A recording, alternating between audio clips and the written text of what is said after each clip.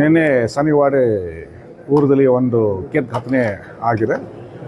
ಅದರಲ್ಲಿ ಕೆಲವರು ಮಿಸ್ಚಿವಿಯಸ್ ಎಲಿಮೆಂಟ್ಸ್ ಅವರು ಒಂದು ರಿಲಿಜಿಯಸ್ ಸ್ಟ್ರಕ್ಚರ್ಗೆ ಎಂಟ್ರಿ ಮಾಡಿ ರಿಲಿಜಿಯಸ್ ಸ್ಟ್ರಕ್ಚರಿಂದ ಈ ರಿಲಿಜಿಯಸ್ ಬುಕ್ಸ್ಗೆ ತಗೊಂಡು ಮತ್ತು ಸ್ವಲ್ಪ ದೂರಿನಲ್ಲಿ ಅವರು ಸುಟ್ಟಿದ್ದಾರೆ. ಆ ಸಂಬಂಧಪಟ್ಟ ಈಗ ರೂರಲ್ ಪೊಲೀಸ್ ಸ್ಟೇಷನ್ನಲ್ಲಿ ಒಂದು ಕೇಸ್ ರಿಜಿಸ್ಟರ್ ಆಗಿದೆ.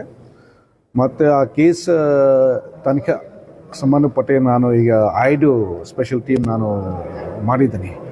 ಈಗ ತನಿಖೆ ಅದು ಆಗ್ತಾಯಿದೆ.